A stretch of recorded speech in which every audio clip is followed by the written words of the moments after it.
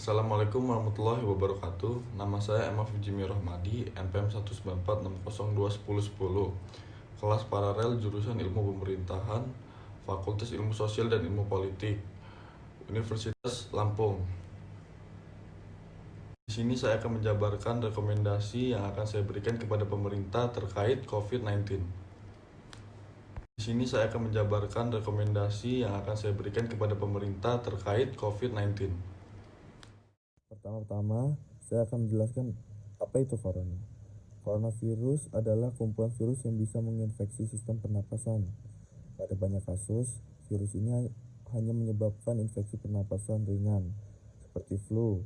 Namun, virus ini bisa menyebabkan infeksi pernapasan berat, seperti infeksi paru-paru atau pneumonia, Middle East Respiratory Syndrome (MERS), dan Severe Acute Respiration Syndrome atau SARS.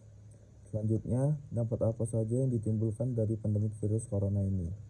Dampak yang ditimbulkan dari adanya virus corona COVID-19 cukup besar. Hampir semua orang di dunia merasakannya. Ada dampak negatif dan positifnya. Dampak positif adalah remaja jadi jarang yang keluyuran, terutama saat malam hari. Waktu luang yang sangat banyak untuk mengabdikan diri pada orang tua, seperti membantu pekerjaan rumah. 3. Waktu belajar lebih efektif dan efisien, bisa bereksplorasi lebih leluasa dalam memperdalam bakat atau mengasah kemampuan, seperti bermain musik, catur, rubik, dan lain-lain. Dampak negatifnya adalah 1. Tingkat sosialisasi menurun, apalagi secara langsung, menjadikan ponsel sebagai candu atau penambah kebosanan di rumah. 3. Boros kuota. 4. Malas berolahraga. 5. Kurang terpapar cahaya matahari langsung. 6. Materi pembelajaran secara daring justru sulit dicerna, apalagi berupa teks dan saat masuk bab baru. Pengertian kebijakan fiskal. Kebijakan fiskal merujuk kepada kebijakan yang dibuat pemerintah untuk mengarahkan ekonomi suatu negara melalui pengeluaran dan pendapatan atau berupa pajak pemerintah. Berikut adalah beberapa video yang dilansir dari beberapa sumber terkait coronavirus saat ini.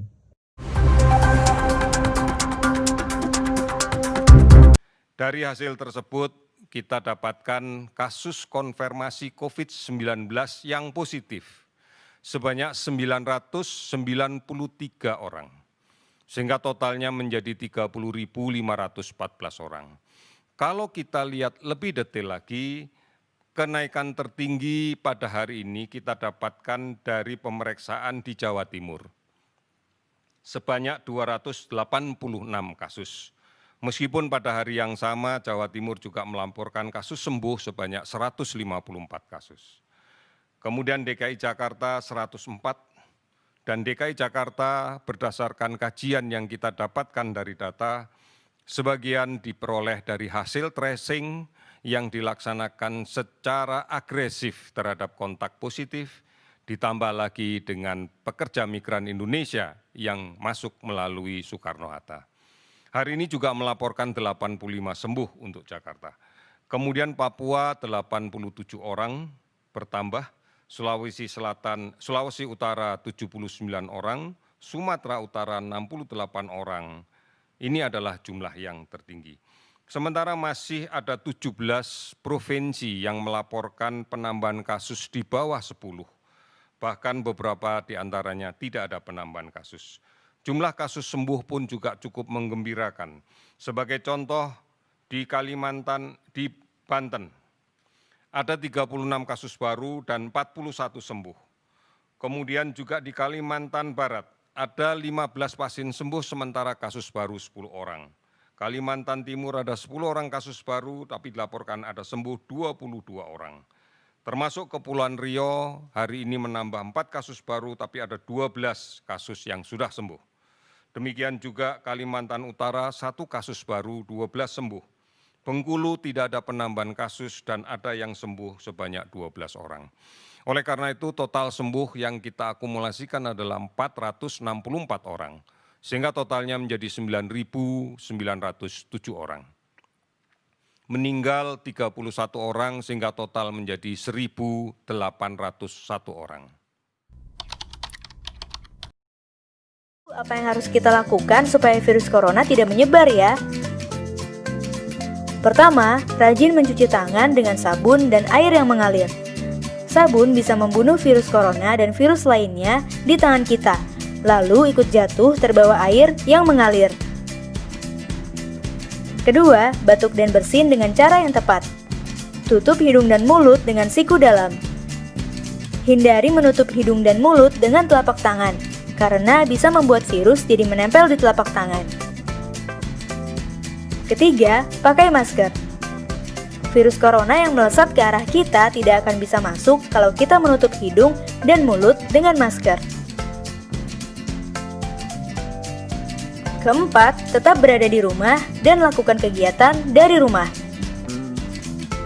Kalau kita melakukan keempat hal tadi, virus corona pasti tidak akan menyebar luas dan mereka akan hilang dengan sendirinya.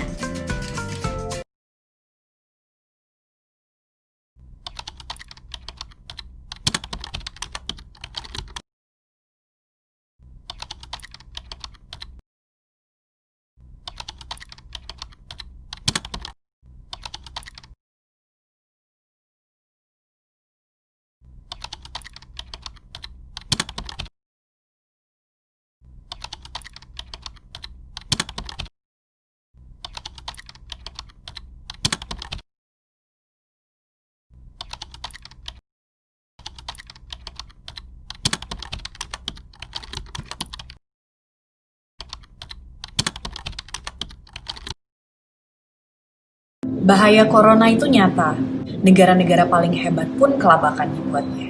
Dari Cina, Amerika, Jerman, hingga Jepang. Bahaya corona itu nyata. Tapi sayangnya karakter dari corona itu sendiri belum diketahui secara utuh. Ini memang virus baru. Tapi para ahli di seluruh dunia saat ini sedang bekerja keras untuk mencari obatnya. Bahaya corona itu nyata. Corona sekarang sudah masuk Indonesia. Korban ada ratusan dan yang meninggal ada puluhan. Beda dibanding sama penyakit yang lainnya, seperti TBC, malaria, DBD misalkan. Kita udah tahu cara mengobatinya dan ada obatnya. Tapi corona belum. Virusnya masih dipelajari. Bahaya corona itu nyata. Yang bikin corona itu sangat berbahaya karena penyebarannya yang sangat cepat.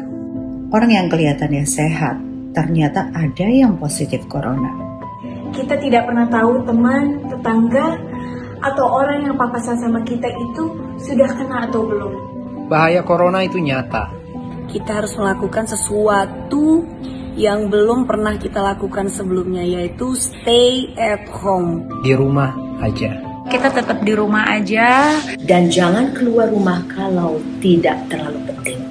Demi kamu, pasangan kita, anak kita, saudara kita, ayah kita, ibu kita, kakek nenek kita. Apa yang bisa dilakukan?